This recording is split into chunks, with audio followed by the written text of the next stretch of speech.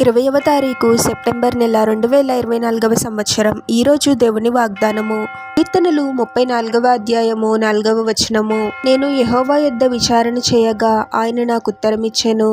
నాకు కలిగిన భయములన్నిటిలో నుండి ఆయన నన్ను తప్పించెను. సహోదరి సహోదరులారా, మన ప్రార్థనలకు ప్రభువు తప్పకుండా ఉత్తరమిస్తాడు, అంటే సమాధానమిస్తాడు. మన మనసులో ఎన్నో ఆలోచనలు ఉంటాయి. మనకున్న ఆర్థిక సమస్యల గురించి, అనారోగ్యం గురించి, పని గురించి, చదువు గురించి, ఉద్యోగము గురించి, వివాహము గురించి, మన భవిష్యత్తు గురించి, ఇంకా ఎన్నో ఆలోచనలు, ఎన్నో భయాలు మన మనసులో ఉంటాయి. వీటన్నిటి గురించి మనము ప్రతిదినము ప్రతిక్షణము ఆలోచిస్తూ కృంగిపోవడం వలన ఉపయోగం ఉండదు. కానీ వీటి నిమిత్తము ప్రభు సన్నిధిలో ప్రార్థించడం నేర్చుకోవాలి. ఎప్పుడైనా మీరు గమనించారా, మనం దేని గురించైనా ఎక్కువగా ఆలోచించి భయపడుతూ ఉన్నప్పుడు ప్రభువు దేని ద్వారా అయినా కానీ మనతో మాట్లాడతాడు, సమాధానం ఇస్తాడు. మనకు చాలా ఆశ్చర్యంగా అనిపిస్తుంది. నేను దీని గురించి ఆలోచిస్తున్నానే, ప్రభువు నాకు సమాధానం ఇచ్చాడు అని. నా హృదయంలోని ప్రతి తలంపు ప్రభువునకు తెలుసు.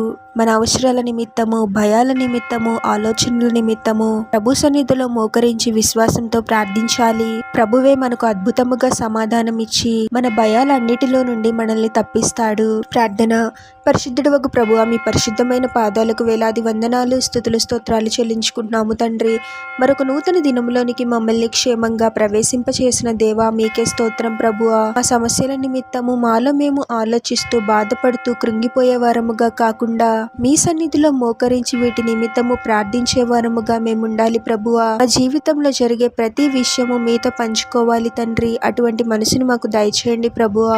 మనసులోని ప్రతి ఆలోచన, భయాన్ని ఎరిగిన దేవుడవు తండ్రి. ఆలోచనలను, భయాలను మీ పాదాల చెంత పెడుతున్నాము ప్రభువా. మీరే మా సమస్యల నుండి మమ్మల్ని విడిపించి, మా భయాలన్నిటిలో నుండి మమ్మల్ని తప్పించి, మీకు గొప్ప సాక్షులముగా మేము జీవించే వరముగా మమ్మల్ని దీవించమని, ఈ ప్రార్థనలో ఏకీభవిస్తున్న ప్రతి ఒక్కరిని పేరు పేరున దీవించి ఆశీర్వదించి అభిషేకించమని, వారు చేసే ప్రతి పనిలో మీరే వారికి తోడుగా ఉండి వారిని అన్ని కీడుల నుండి, అపాయాల నుండి మీరే వారిని రక్షించమని, ఈ మా మనవులన్నీ యేసుక్రీస్తు వారి పరిశుద్ధ నామములో అడిగి వేడుకొనిచున్నాము తండ్రి. ఆమెన్.